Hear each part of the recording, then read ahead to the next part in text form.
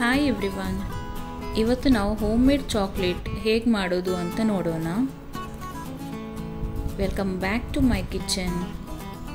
Okay, ಈಗ ವಿಡಿಯೋನ start ಮಾಡೋಣ. ಒಂದು ಬೌಲ್ಗೆ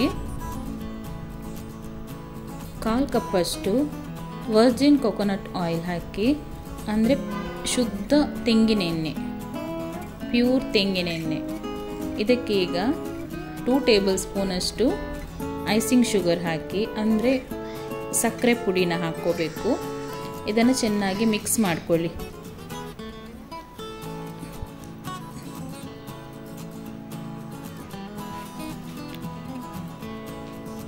ಈಗ 1.5 ಟೇಬಲ್ ಸ್ಪೂನ್ ಕೋಕೋ ಪೌಡರ್ ಹಾಕಿ ಇದನ್ನು ಕೂಡ ಚೆನ್ನಾಗಿ ಮಿಕ್ಸ್ ಮಾಡ್ಕೊಳ್ಳಿ.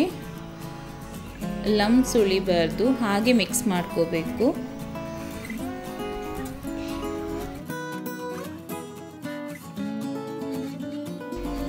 ಫ್ರೆಂಡ್ಸ್, ನೀವು ನಮ್ಮ ಚಾನಲ್ನ ಫಸ್ಟ್ ಟೈಮ್ ನೋಡೋದಾದರೆ ಪ್ಲೀಸ್ ಸಬ್ಸ್ಕ್ರೈಬ್ ಮಾಡಿ.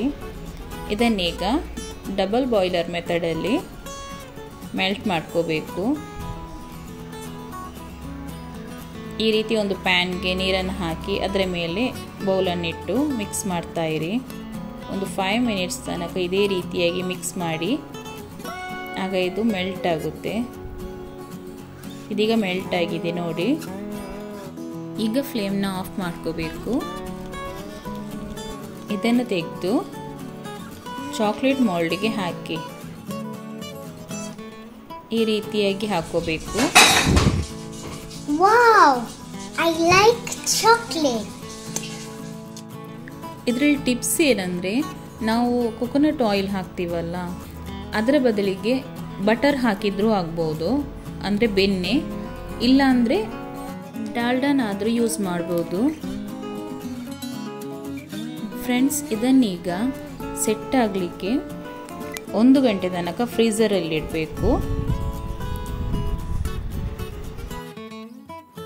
ಫ್ರೆಂಡ್ಸ್, ಹೋಮ್ ಮೇಡ್ ಚಾಕ್ಲೇಟ್ ಈಗ ರೆಡಿಯಾಗಿದೆ.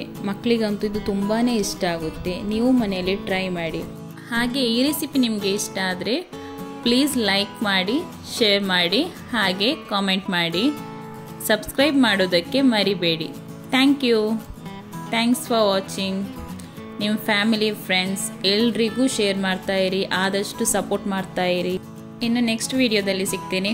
ಬಾಯ್.